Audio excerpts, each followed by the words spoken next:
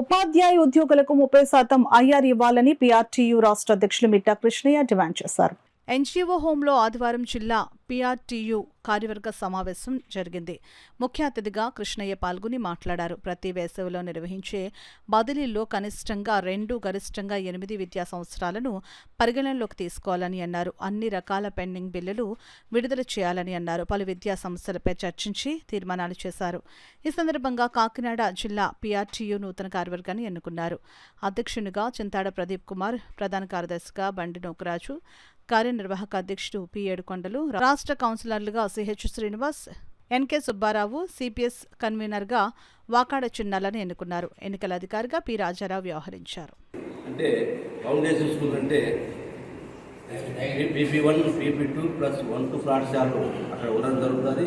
అదేవిధంగా బేసిక్ పాఠశాల అంటే ప్రజెంట్ ఏ విధంగా విద్యా వ్యవస్థ ఉందో 5 తరగతులు ఉంటాయి.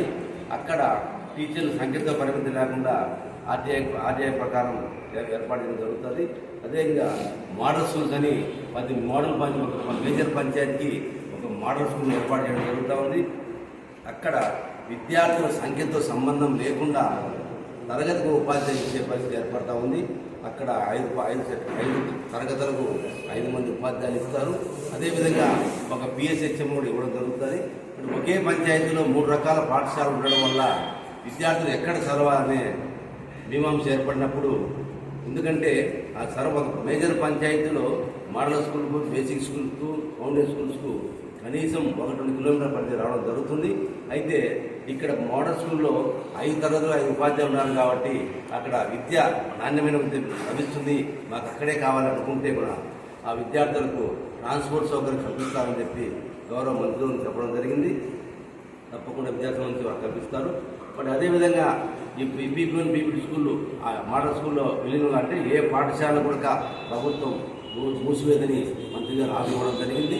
అదేవిధంగా ఇప్పుడు ఈ ప్రాథమిక విద్య అంతటి కూడా పూర్తిగా తెలుగు మాధ్యమంలో మాతృభాషలో ఏర్పాటు చేసే విధానాన్ని వచ్చే సంబంధించి ఏర్పాటు చేస్తారు. అయితే హై స్కూల్స్లో మాత్రం తప్పకుండా ఇంగ్లీష్ మాధ్యమంలో బోధన ఉంటుంది.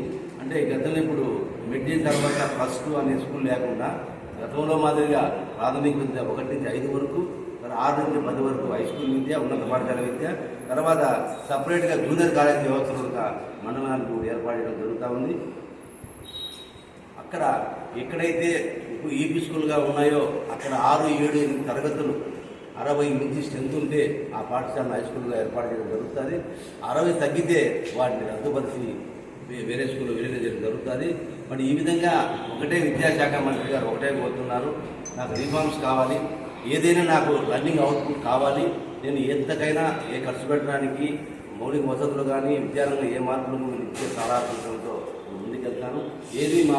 మేము ఏదైనా మేము చెప్తే జరగని అవాదన నాకు అవసరం లేదు. మేము కూర్చొని ఒక సౌత్ర వాతావరణంలో మనం చర్చ జరిపి ఖచ్చితంగా విద్యా వ్యవస్థకు మార్పు తీసుకురావాలి. ఖచ్చితంగా భారతదేశంలో విద్యా వ్యవస్థలో ఏదైనా మార్పు వచ్చే విద్యా వ్యవస్థ గురించి ఆలోచించాలంటే అది మొత్తం దేశం యావత్తు భారతదేశం ఏవైపు చూడాలంటే విద్యా సంస్థలు రావాలి, ఆ మార్పు రావాలి. అది మీతోనే సాధ్యము, నాతో కాదు. మేము కలిసి ప్రయాణం చేస్తే తప్ప ఆ మార్పు రావాలి. గౌరవ మంత్రి గారు చెప్పడం జరిగింది. ఆ విధంగానే ఖచ్చితంగా సలహాలు ఇస్తాము. మరి బకాయిల విషయం కూడా చక్కగా మాట్లాడితే ఖచ్చితంగా ఆర్థిక ఇబ్బందుల వల్ల ప్రభుత్వం చేయలేకపోతున్నాం. వచ్చే సంవత్సరంలో మరి ఖచ్చితంగా మీకు రాబోతున్నటువంటి ఏపీజీలే కానీ, పిఎల్ కానీ, సాంఘిక కానీ 2 కూడా వచ్చే విద్యా సంవత్సరంలో తప్పకుండా మీకు న్యాయం చేస్తామని చెప్పడం జరిగింది.